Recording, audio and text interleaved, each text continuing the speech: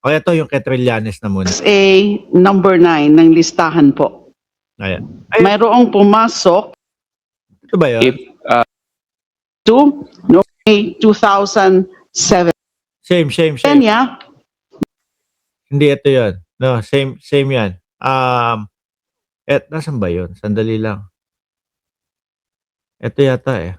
in bank or cash on hand, 54 SALN of the Vice President. Ito.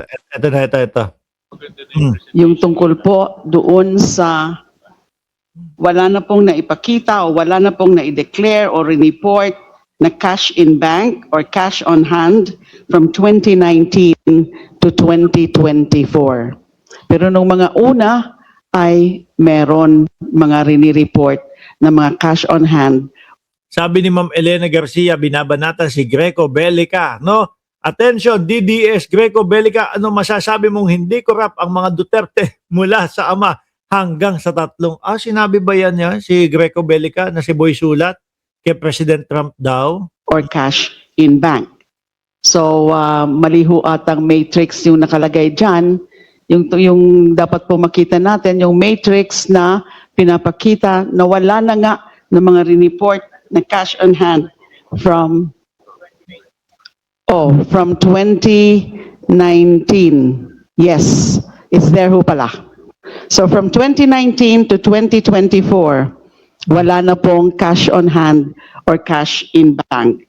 Para sa akin po, ang Ito yung wala nang ni-report. biglaan at tuloy-tuloy na pagkawala ng deklarasyon ng liquid assets because cash on hand and cash in bank are liquid assets. Sa kabila ng dati, meron naman na mga halaga ng mga cash on hand.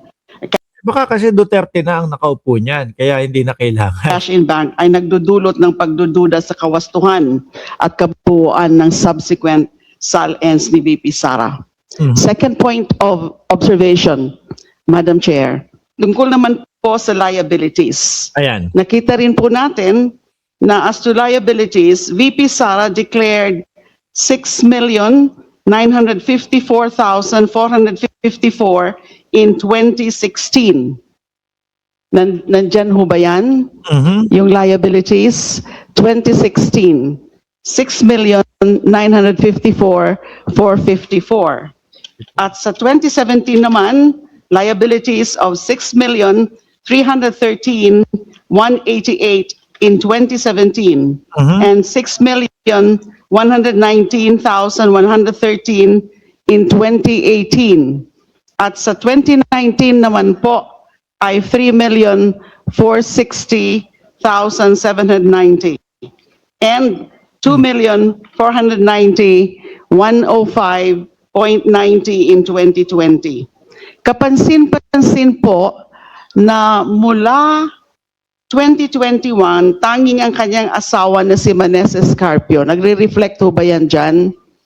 Na tanging yung kanyang asawa na si Meneses Carpio ang may dineklarang mga liabilities at wala nang iniulat na utang o liability ni VP. Mako-confirm ho ba yan? Yan na. Your Honor, I'm reading from the 2021 SALN submitted by the Vice President, and it is stated there that the liabilities was a personal loan from various creditors po by Attorney Manasseh Carpio. Yes. How about on the part of VP Sara herself? Meron pa ho ba ng mga report? Sabi ni Choconut Queen, 7 years kinulong si De Lima, pinag-initan lang ni Duterte. Look how professional ang demeanor ni De Lima. Hindi, tsaka, isa pa doon sa hinangaan ko dito, itinabi siya diba? Doon sa Congress, itinabi siya doon sa gilid ni dating Pangulong Duterte. Wala, okay lang siya. No? Talagang yung composure niya, buong-buo pa din, no, mga kababayan. Yung iba niya, medyo, dating presidente, ito yung nagpakulong sa akin Di ba? Umaawat pa siya noon, nung napipiko na ang dating Pangulong Duterte kay Trillanes. Liabilities in 2016, 2017, beginning in 2021. Meron ho ba rin report na liabilities? Let me check, Your Honor, with regard to the 2022 SALN of the Vice President.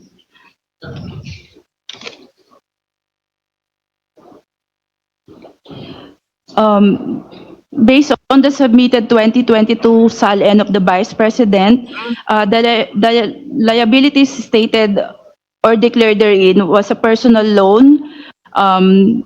of Manassas Carpio. That's all, Your Honor, for the 2022. Manassas Carpio. How about 2022? So no VP, no Sara Duterte. For the 2023 SALN, Your Honor, based on the submitted SALN by the Vice President, the liabilities declared therein was a personal loan of Manassas Carpio, Your Honor. Again, of Manassas Carpio and not Sara Duterte. 2024, please. Sabi ni Ma'am Juvie Sestina, tanong lang po, nasaan po si Sara Duterte? Yun ang hindi ho natin alam kung nasaan noong mga panahon na nasa Congress po sila. Na sana siya yung nandun para naririnig natin kung ano yung mga sagot niya dito sa mga issue sa kanya. For the 2024 SALN, Your Honor, reading from the submission of the Vice President, the liabilities were declared to be loans of Manassas Carpio only, Your Honor, from various Again, creditors and only Manassas Carpio and not Sara Duterte.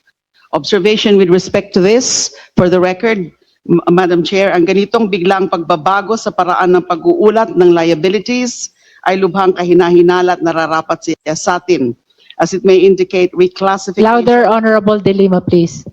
Ang ganito pong pagbabago sa paraan ng pag-uulat ng liabilities ay lubhang kahinahinala at nararapat siya sa atin, as it may indicate reclassification or possible. Kasi consistent ka lang at wala kang binabago, tuloy-tuloy lang yan eh. So, tapos nagulat biglang nung, siguro, dating Pangulong Duterte na yung nakaupo. Kaya na pag ano. Eto, bukod po kay dating Senador Leila De Lima, na ngayon po ay Congresswoman, mga kababayan, pati si Joel Chua, napa-ediwaw eh. No? Pati po, masasapul po si Baste Duterte dito, mga kababayan. Kasi nandito din yung nandito yung si Percy. Pakinggan nyo ho.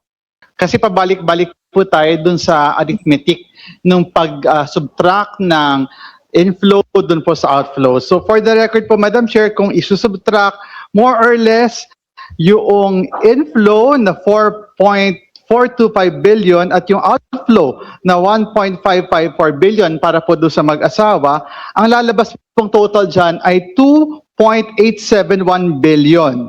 Kaya po kung ibabase po natin sa report na ito, yung 2.871 billion na maaaring naiwan sa kanila, maaaring ala na dyan. Milyonaryo din, ano?